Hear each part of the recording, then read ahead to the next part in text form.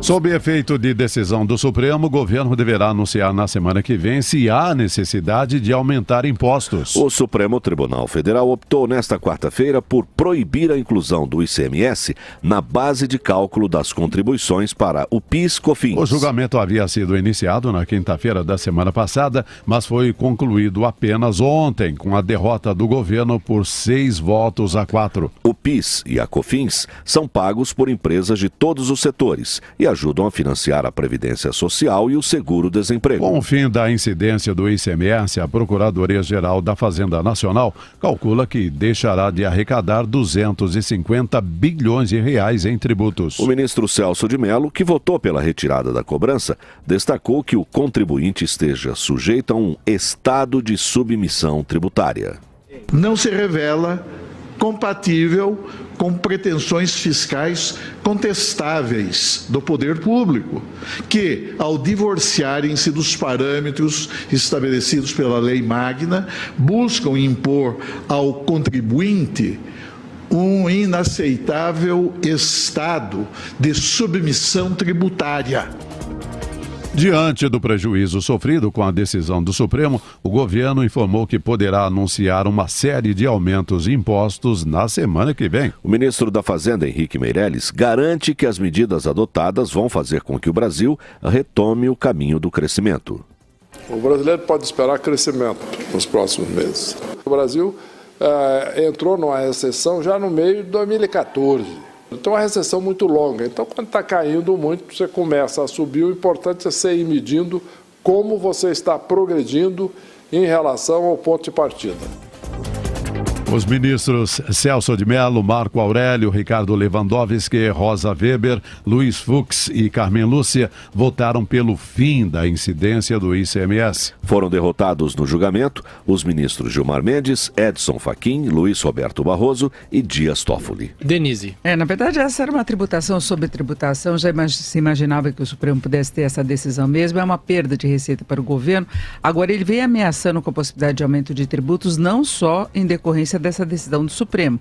Já faz algum tempo que o ministro da Fazenda tem sinalizado com essa possibilidade, porque o governo está vendo que vai ter mais dificuldade para fechar as contas deste ano. Em relação a essa decisão do Supremo, ele pretende até ir com um recurso para que a mudança passe a valer apenas a partir de 2018. Portanto, não traria perdas de receita ainda este ano. Agora, o problema é cumprir a meta, que é de um déficit de 139 bilhões de reais este ano.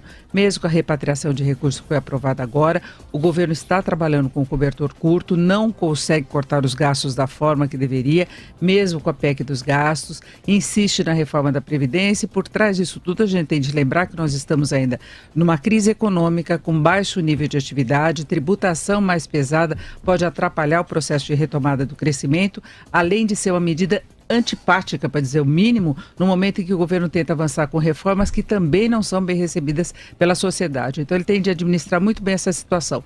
Precisa ter responsabilidade fiscal, assegurar o cumprimento da meta, uma questão de credibilidade, mas tem esse outro aspecto também do custo para a sociedade.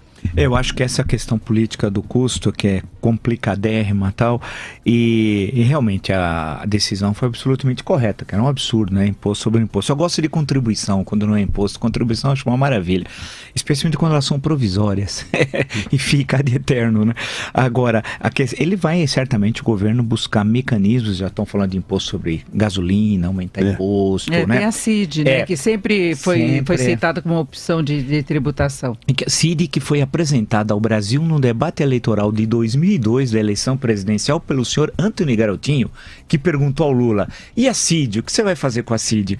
E aí pegadinha, Lula, né? E a Lula não sabia. Eu falei: é uma pegadinha, CID? Que não sabia que era CID. Eu também não sabia, confesso que era CID na hora tal. Aí o Garotinho, que também não sabia, certamente foi a assessoria que passou para ele para fazer a pergunta tal. Mas o governo vai buscar algum artifício para recompor, não vai perder esse dinheiro. É correta essa decisão. É correta, Supremo, é correta.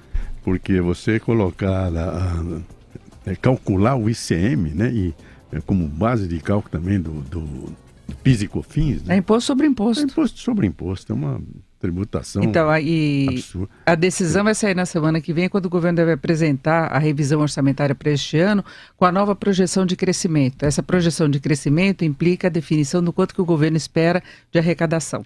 Se ele contar com crescimento baixo e arrecadação baixa, ele vai tentar cobrir o rombo das contas. E aí o custo vai para a sociedade. Vem mais aumento de imposto. Também dizer que o governo vai ter um prejuízo de 250 bilhões. Deixa de arrecadar. As empresas vão ter um montante de 250 bilhões a mais para gerar economia.